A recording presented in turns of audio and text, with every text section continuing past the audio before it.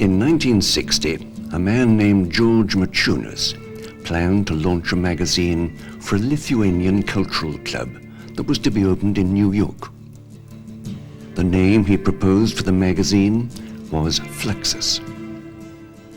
When the first issue finally came out, 4 years later, it had turned into something completely different. And in the meantime, Fluxus had become known to the world as a group of artists who were struggling to revolutionize the whole concept of art. 30 years later, in the summer of 1990, many of the original Fluxus artists met again in Venice for a show in connection with the Biennale.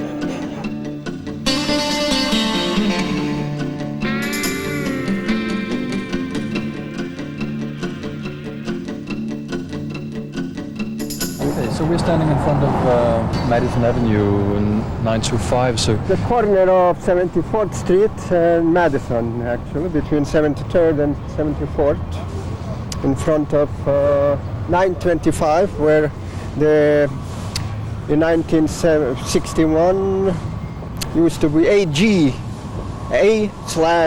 gallery.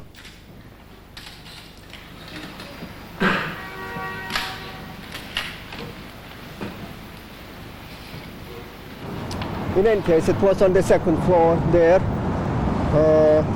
The stairs, the entrance used to be there, and some of the events used to take place also on the stairs. I remember one of the last events was this nobody could really climb up into the second floor because George kept pouring down little balls. I don't remember what they were made from, but like the balls, and it was very difficult to climb up.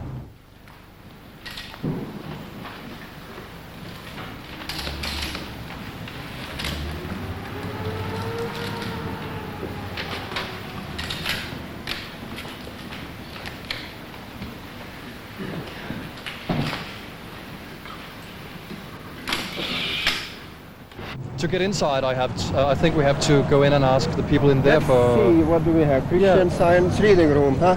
Christian Science. 30 years ago that was. Let's see.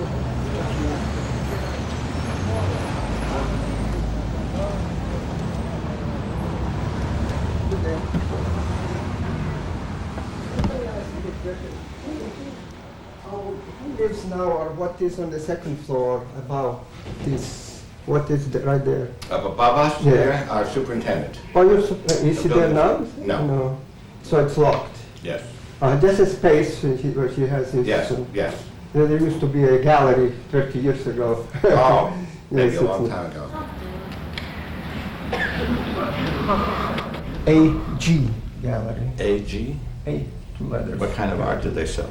Oh, so one could say modern Modern? in a way. In those days, it was modern?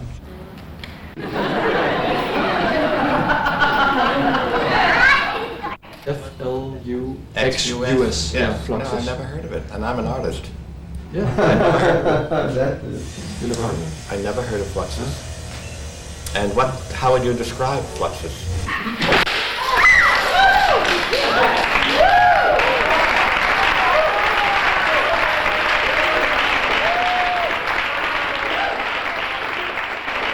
Hatch trick. Find an object near at hand.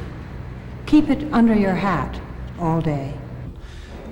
These are the archives, or some of the documents and original documents and photographs and documentation of events and so on in the Silverman collection.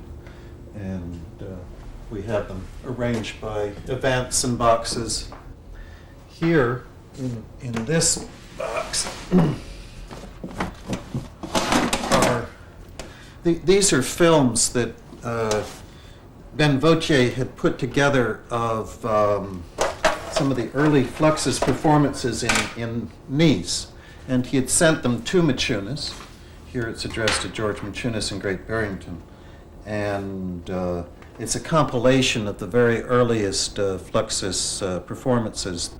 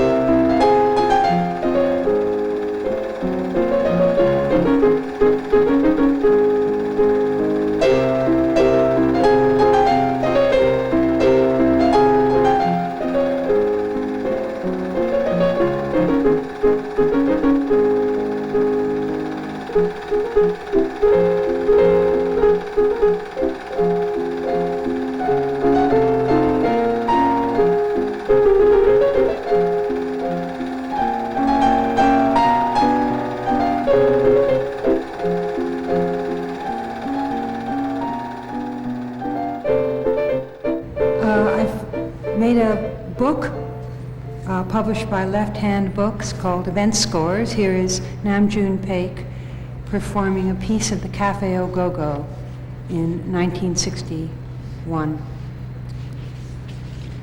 Composition for Paik. Select a platform or any large square rectangular area that is set apart or raised above the room. Measure this area. Using Paik as assistant, find its center. Then drop a plumb line to this point from the ceiling. Find the center of this distance and mark the string with chalk. Build for Paik a platform up to this point so that he may sit in the center of the room for the duration of the performance.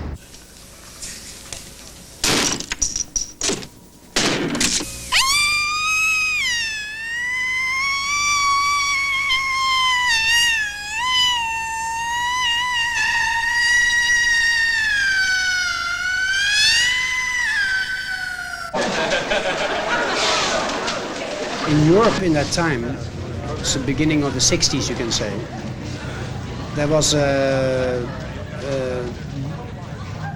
sense that the institutions were very narrow-minded. Theater was theater, music was music, art was art, and art belonged automatically in the museum, and music belonged automatically in the concert hall, etc., etc.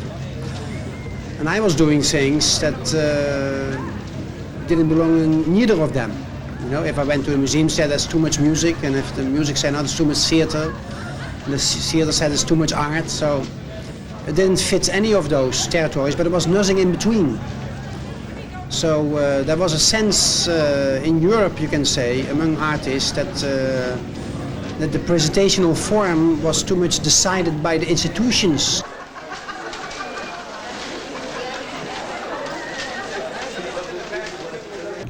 I don't think in art games you can win the game, but you can win the game by changing the rule of the game.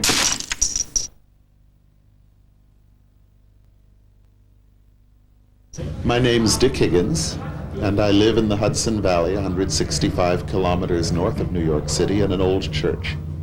And in the 1950s, I began as a composer. I found myself composing my music with words, which turned me into a poet. And I found myself making notations for my poetry, which got me into visual art. I also studied printing.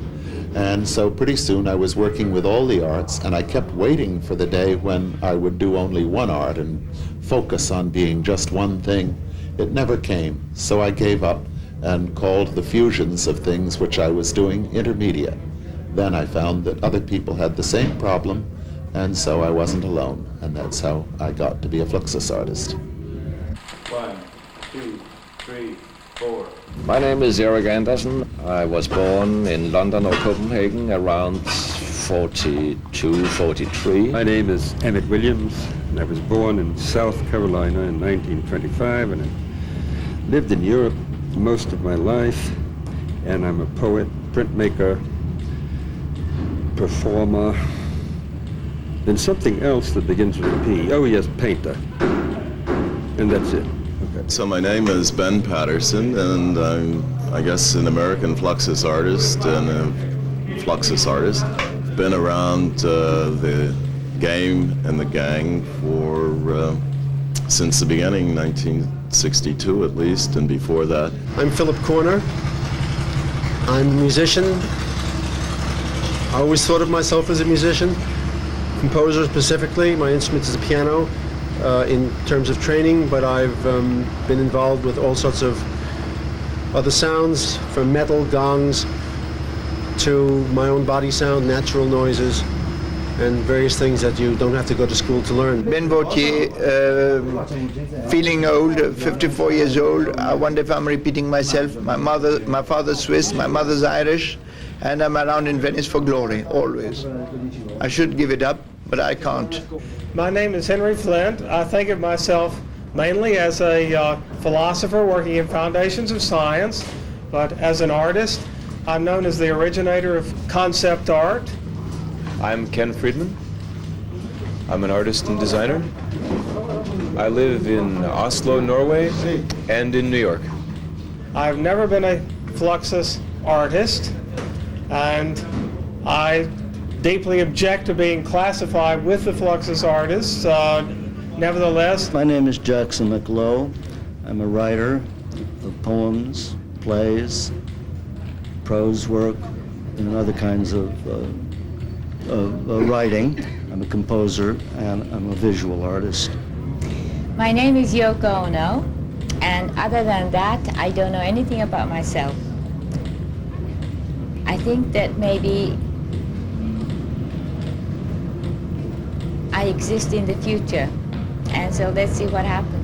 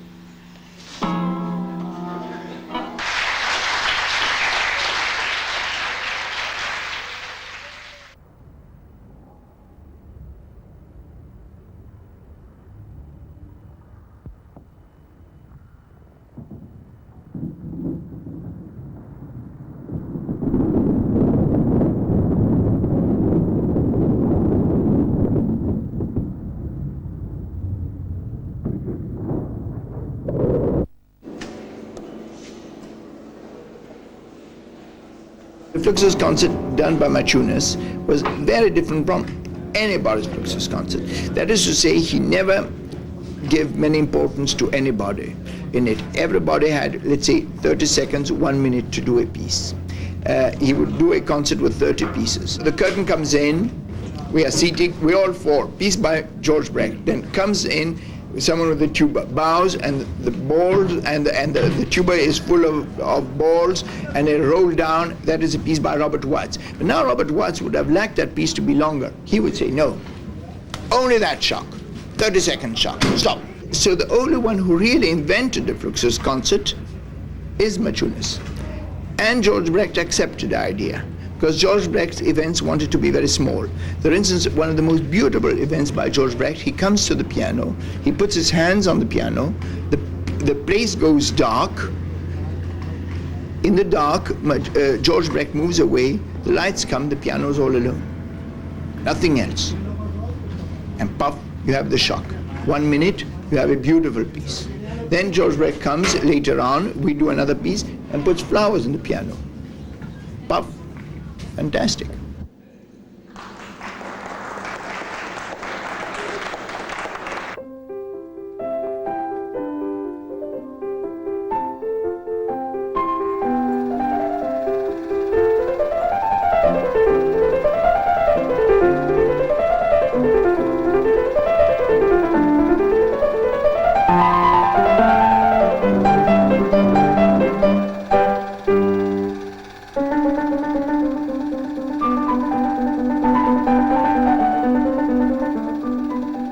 George Maciunas.